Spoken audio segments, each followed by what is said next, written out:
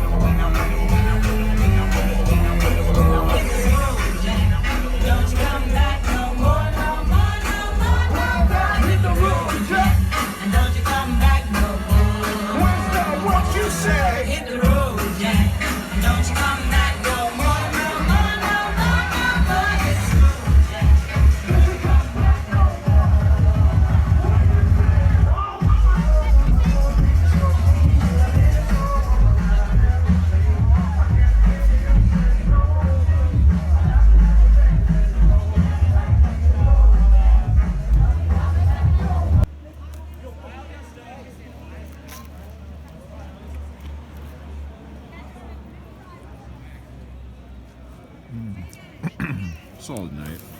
Try it again to Fat Tony's. Alright guys, the cunts are out. We have a fight. Get your pizza. For once, I'm not the member of the fight. It's kind of nice for once. Yeah, they're just walking away.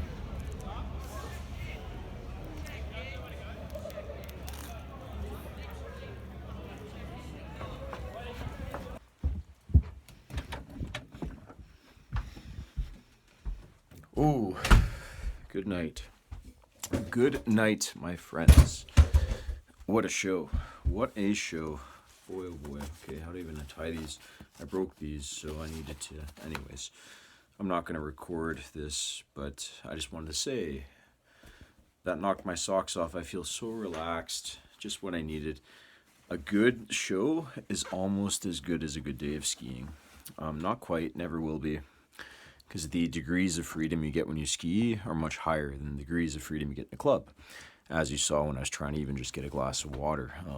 People can be real C-U-N-Ts, C-U-N-T-S's. But only 10% of Whistlers like that. The rest are really cool people. So this is going to be the outro for this episode. And I'm going to post it tomorrow just because I want this to be current. And that was a great show. I was never much of a drum and bass fan, but I did a little bit of research and I now understand why the vast majority of today's EDM, as people know, was originated from drum and bass style music that progressed to dubstep on that syncopated snare on the third step of the 4/4. And then from there, you get the bro step, you get the Skrillex, which people associate with dubstep. But see, the problem is the time. You know, if you have time, you can find all kinds of tracks and have a good time. But that's how I found Rufus du Sol. But like, he's playing here, and I was gonna get a ticket, but like, I don't know. I found it like 5 years ago. Like, Take me way across the ocean. And there was that other one, Unforgiven. That track, man, that was on my work playlist. I listened to that like all the time 5 years ago. And then I saw that they were coming and a few of my friends were going. I'm like, oh shit, I didn't know they toured. So maybe Rufus will come up this Friday in Vancouver. I might go to that.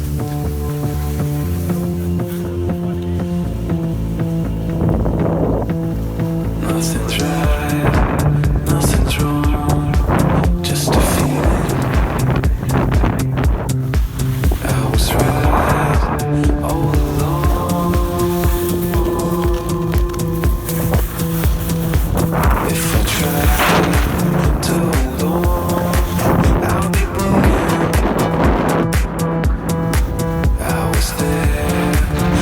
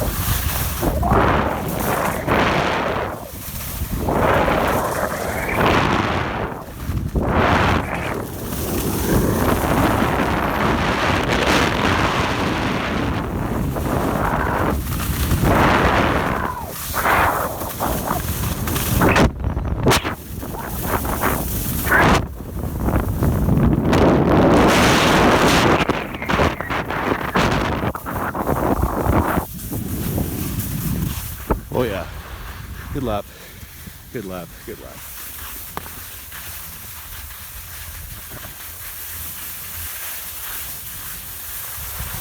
I get my own chair. As much as I like skiing with people, I prefer my own chair.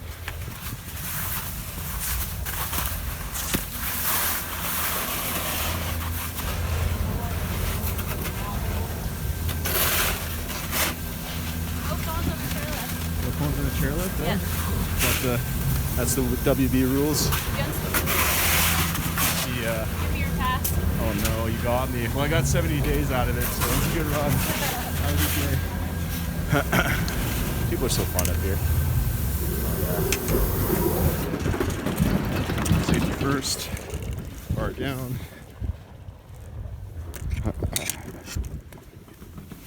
These new things are kind of interesting. I don't know if any other mountains have them. They were good for skiers, but I imagine boarders, like, well, the boarders I've seen, they prefer not to ski with the device down because they seem more square. But anyways, that was a great lap. Look at the conditions here. These conditions are just prime. I skied a nice tight slalom lap for you guys compared to my usual GS Super G style big arcing ripping turns. Yeah, this guy, usually I ski more like this. Yeah, that's exactly what I ski. Yeah, that's exactly the radius I like to ski. But this run, to change it up, I did a little bit of something a bit different, right? So it kind of worked out.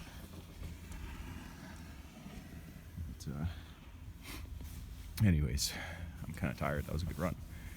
Nice and slarvy. There's still enough of this kind of stuff kicking around to keep it good.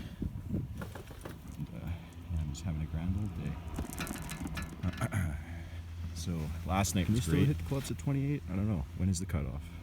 Because I wasn't the big clubber at 19, 20, 21. I was earning a degree and working full time and working 3 jobs. And so now I'm having my fun.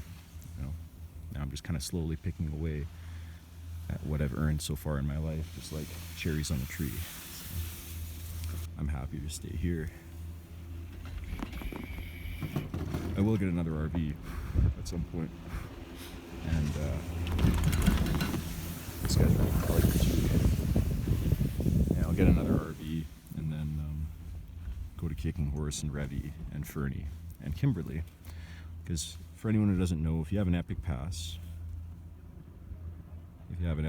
basically you get 7 days complimentary skiing at any of the RCR resorts. So those are the resorts of Canadian Rockies. And what they are, they include Nikiska, which is just north of Calgary before you hit Banff. It's closer to Calgary than Banff is. It's like a little mountain. I've never been there, but from what I understand, it's kind of like a local mountain from Vancouver kind of thing. And then there's all sorts of things that you can do. You can fly into Calgary and do that, or you can spread your days. You can go to Kimberley, Kicking Horse and Golden, which I would highly recommend, and you know, wherever else you really want to go.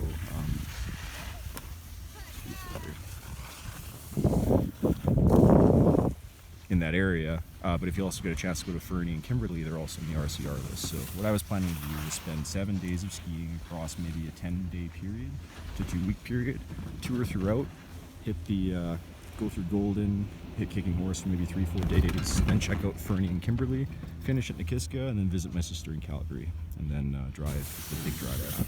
That was really good, man. There's a lot of real good little prodigy skiers around this joint, for sure.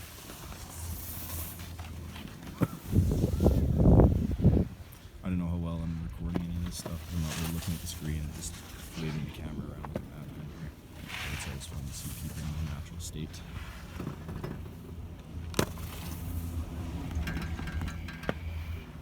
Should I do another park lap, folks? I don't know. Maybe I will. Good hurt.